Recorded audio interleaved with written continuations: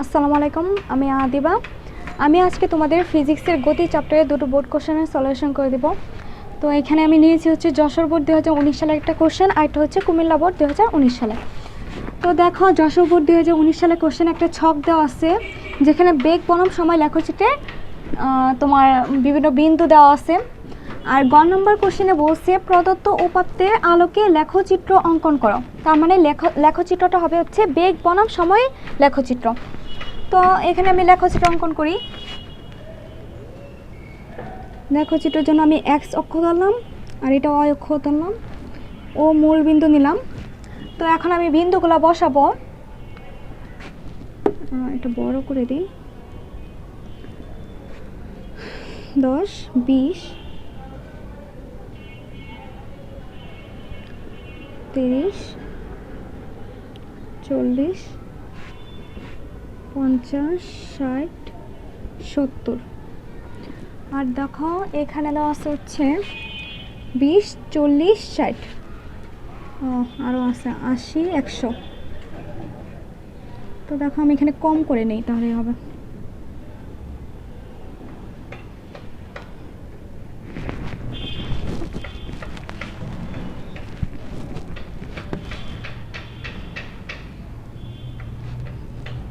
ধরলাম 40, 60, 80, 100।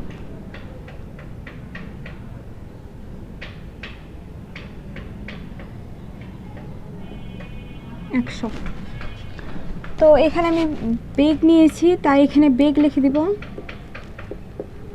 আর এখানে সময়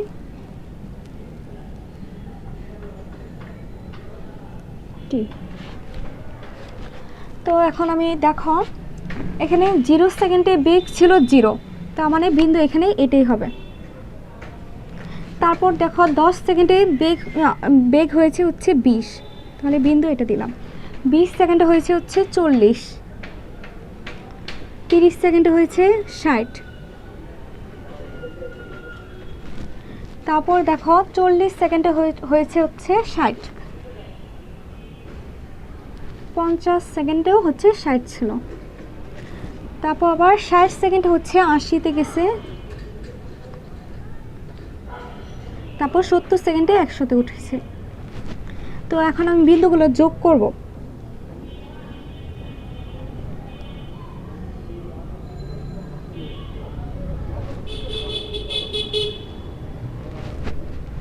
আচ্ছা, তো আমি এখন নামকরণ করি। এটা এ বিন্দু ধরলাম, এটা বি ধরলাম, এটা সি ধরলাম। তো এটাই হচ্ছে তোমার বেগ বনাম সময় লেখচিত্রের ছক।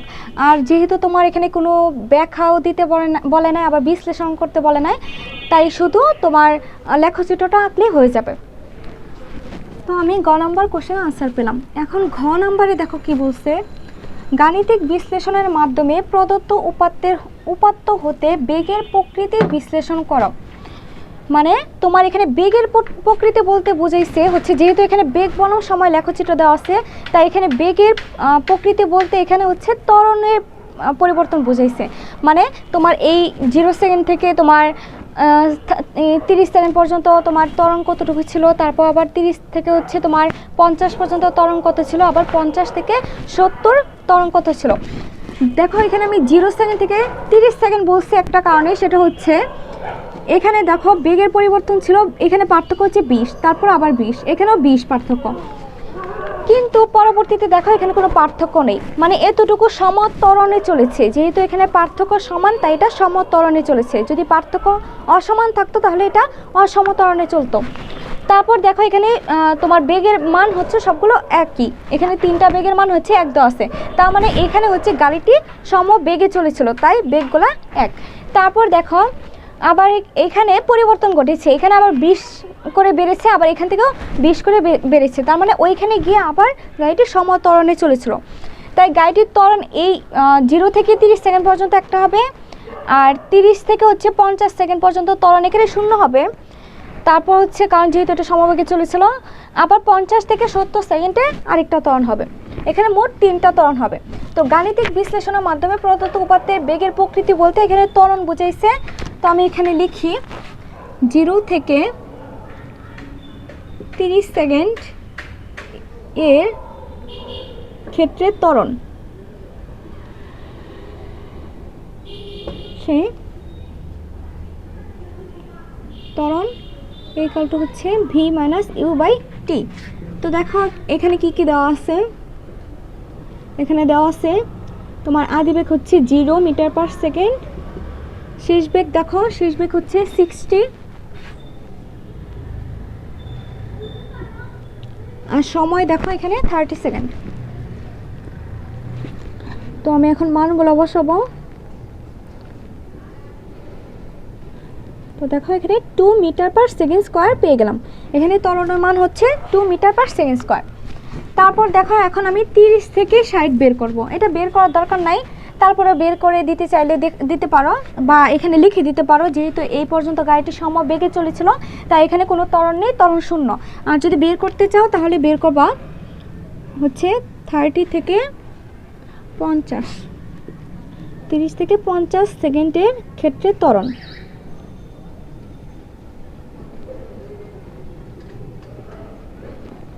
ইকুয়াল টু হচ্ছে B minus you by T. তো দেখো এখানে কি, ইউ হচ্ছে তোমার এইটার শেষ বেগ, এটার আদিবেগ হবে, তাহলে আদিবেগ লিখি এখানে 60, শেষ বেগও দেখো এখানে 60 হবে, আর হচ্ছে তোমার টি হচ্ছে তোমার 20 সেকেন্ড। তো দেখো এখানে যেহেতু আদিবেগ আর শেষ বেগের মান 1, তার মানে এখানে 0 হবে, আর 0 এ যদি তুমি 20 দ্বারা ভাগ করো তাহলে 0ই হয়। তো এখন আমি 50 সেকেন্ড থেকে 70 সেকেন্ডে ত্বরণ বের করব। 50 থেকে 70 সেকেন্ডের ক্ষেত্রে ত্বরণ।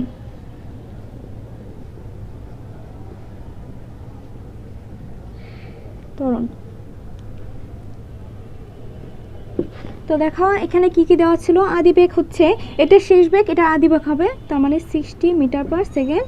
তারপর দেখো শেষ বেগ ওই যে লাস্টে যেটা দেওয়া আছে ওটা হবে, শেষ বেগ হচ্ছে 100, আর সময় দেখো এখানে 50 আর 70 এর মাঝখানে ব্যবধান হচ্ছে তোমার 20, তাহলে 20 সেকেন্ড হবে। তো আমি 100 থেকে 60 বিয়োগ করব, আর হচ্ছে 20 দ্বারা ভাগ দেবো, থাকবে হচ্ছে তোমার 2 মিটার পার সেকেন্ড স্কোয়ার। তাহলে আমি এক্ষেত্রে ত্বরণ পেয়ে গেলাম।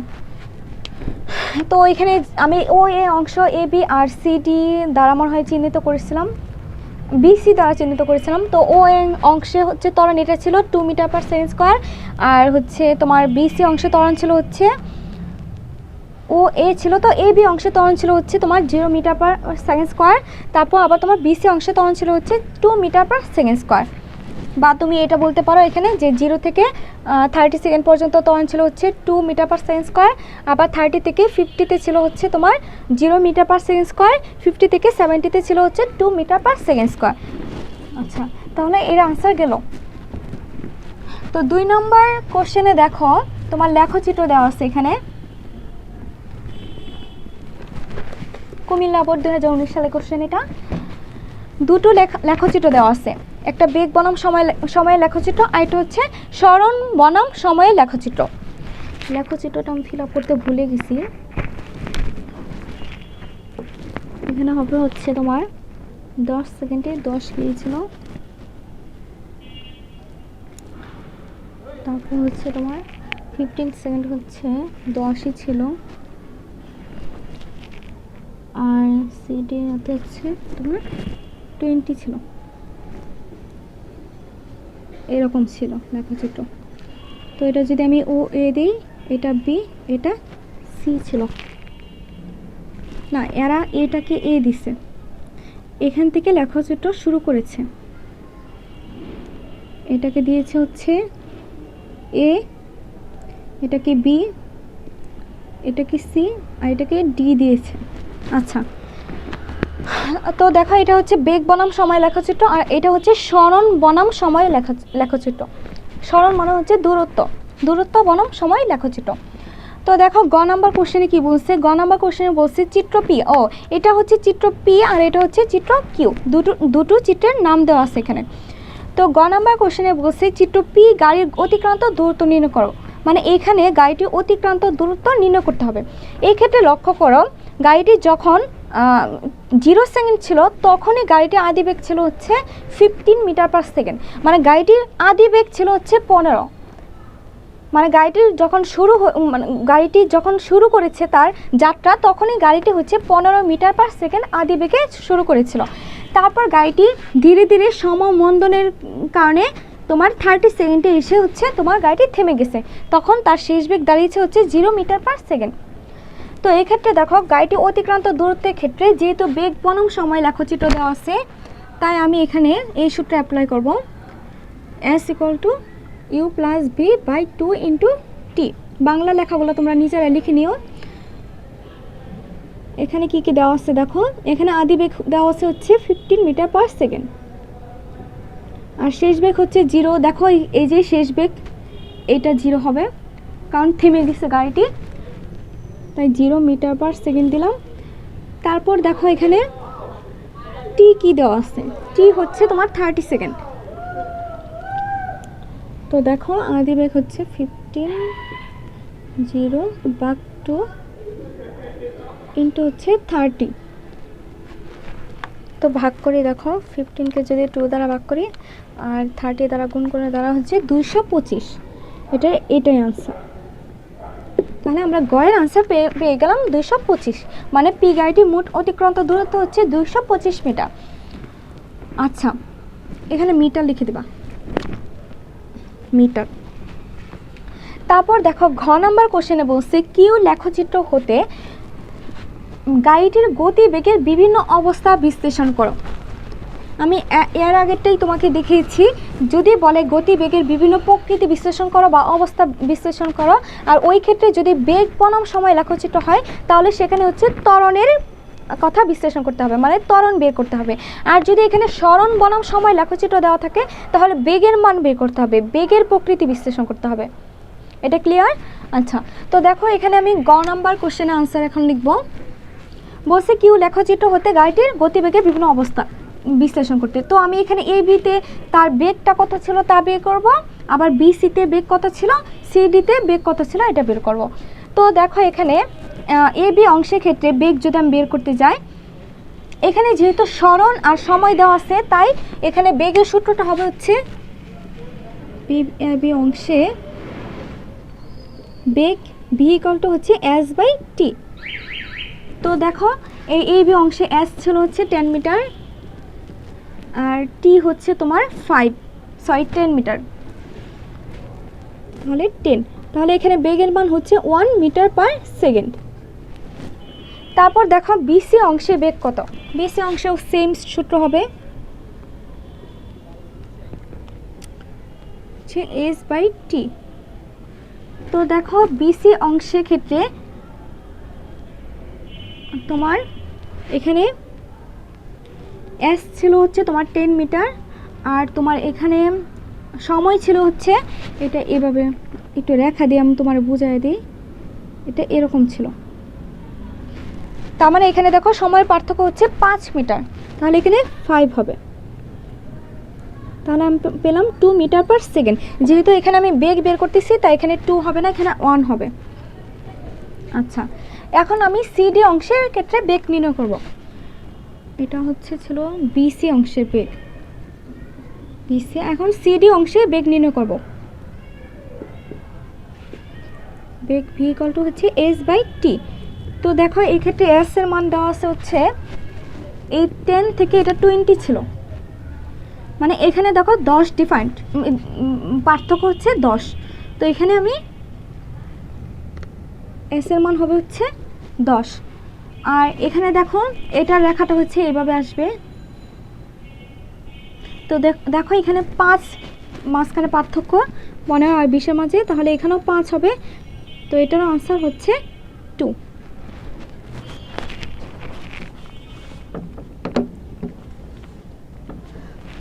আচ্ছা, তো দেখো এখানে কিউ লেখচিত্র হতে গাড়িটি গতিবেগের বিভিন্ন অবস্থা বিশ্লেষণ করতে বলছিল।